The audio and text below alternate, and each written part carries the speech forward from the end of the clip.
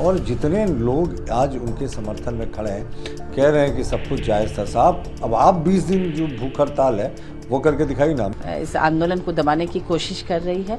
इसके बजाय ये बैठते छात्रों के साथ बैठकर रास्ता निकालते। इनकी मांग बहुत ज़्यादा नहीं थी। 60 वर्षीय व्यक्ति जो लगातार जिसकी कंडीशन डिटोरिएट कर रही थी, अब उसको मुद्दा ये बना रहे हैं, यानी उनके हेल्थ से खिलवाड़ होता तो ये ज़्यादा। ये तो लाश पर राजनीति करने वाले चील कौवे की तरह लोग हैं।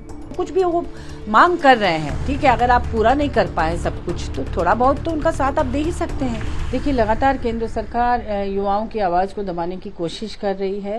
उनको सोनम वांगचुक को इस तरह से जो कि एक महान आंदोलनकारी है, उठाकर हॉस्पिटल ले जाना और जंतर मंतर में लाठीचार्ज भी शायद हुआ है, लोग कह रहे हैं। तो ये मुझे लगता है कि डर गई है केंद्र सरकार युवाओं से और उनके आंदोलन से, जेनजी से, सोनम वांगचुक से।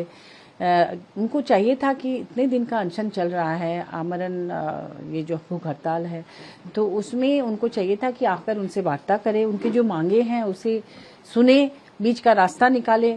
और अभी 20 तारीख को इन लोगों ने ऐलान किया था, सोनम वांगचुक ने, कि संसद में घेराव करेंगे। शायद इसी से डर गई है केंद्र सरकार की अगर घेराव होगा तो पूरे सांसद उस समय वहां होंगे। पार्लियामेंट सेशन, मानसून सेशन आरंभ होने वाला है। ऐसे समय में वो लोग मुझे लगता है कि डर गई है जेनजी से, और इसकी वजह से वो इस तरह से इस आंदोलन को दबाने की कोशिश कर रही है। इसके बजाय ये बैठते छात्रों के साथ बैठकर रास्ता निकालते। इनकी मांग बहुत ज़्यादा नहीं थी। वो चाह रहे थे कि उनके साथ जो अन्याय हुआ है, जिस तरह से नीट का पेपर लीक हुआ है, कितने बच्चे सुसाइड कर चुके हैं, युवाओं के भविष्य के लिए वो सोच ही नहीं रहे हैं। जब चुनाव में जीतकर आए थे, केंद्र में सरकार बनाई थी, तो उस समय कहा था कि 2 करोड़ युवाओं को रोजगार देंगे, और जब वो सत्ता में आ गए तो रोजगार देना तो दूर की बात, उनको पढ़कर आगे बढ़ने का भी जो अवसर था उसे भी छीन रहे हैं। और इसी के लिए ये आंदोलन है, हम इसका विरोध करते हैं। सोनम वांगचुक जैसे आंदोलनकारी जो लेह लद्दाख के लोगों के लिए एक तरह से मसीहा हैं, वो एक वैज्ञानिक है, 9 भाषाओं के जानकार हैं, बुद्धिजीवी हैं, और वो युवाओं के साथ खड़े हैं। पूरा देश उसका समर्थन कर रहा है। तो केंद्र सरकार अगर इस तरह से रवैया अपनाएगी तो लोकतंत्र कहाँ जीवित रहेगा। मुझे तो लगता है कि देश एक तंत्र की तरफ बढ़ रहा है। तो ये कितना मुश्किल है कि एक अनशन जारी है, उस अनशन में कोई मांग है, उस मांग को एड्रेस किया जाए, बीच का रास्ता निकाला जाए, या एटलीस्ट एक तरह से संवाद स्थापित किया जाए। ये इतना मुश्किल क्यों है? पता नहीं ये क्यों मुश्किल है। केंद्र सरकार एक तरह से तानाशाही रवैया अपना रही है। और आप देख रहे हैं जंतर मंतर जो है दिल्ली के बिल्कुल सेंटर में है, पार्लियामेंट के पास है, जहां पर प्रधानमंत्री, अन्य मंत्री सभी लोग वहीं रह रहे हैं। क्या ये उनका फर्ज नहीं था कि एक बार जाकर उनसे मिलते, उनकी बातों को सुनते, थोड़ी सहानुभूति दिखाते, और जो कुछ भी वो मांग कर रहे हैं, ठीक है, अगर आप पूरा नहीं कर पाए सब कुछ तो थोड़ा बहुत तो उनका साथ आप दे ही सकते हैं। आखिर आपको सत्ता में लाया किसने है? युवाओं ने भी लाया है ना। अब युवाओं को अब इग्नोर कर रहे हैं, उनके भविष्य से खिलवाड़ कर रहे हैं, और इसका नतीजा अच्छा नहीं होगा, आप जानते ही हैं। जब तक ये चुनाव 5 राज्यों में था तब तक आप तो सबके पास गए और बहुत अच्छा सब कुछ रहा, और जैसे ही चुनाव खत्म हो गया आप फिर से वही निरंकुश बनने की कोशिश कर रहे हैं।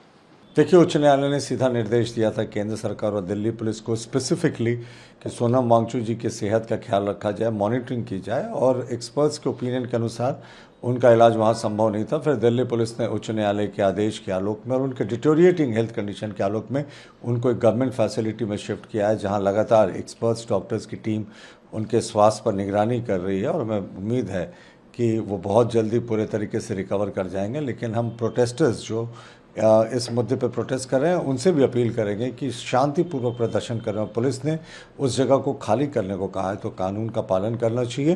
बहरहाल सोनम वांगचुक जी के साथ जो कुछ भी हुआ, हम लोगों ने बहुत ही इसमें बहुत समय दिया कि वो शायद खुद उठ जाए, लेकिन जब नहीं उठे थे और उनके हेल्थ कंडीशन को ज़्यादा डिटोरिएट करने लगा तो फिर उच्च न्यायालय के आदेश और प्रिवेलिंग हेल्थ कंडीशन के कारण ये कार्रवाई करनी पड़ी।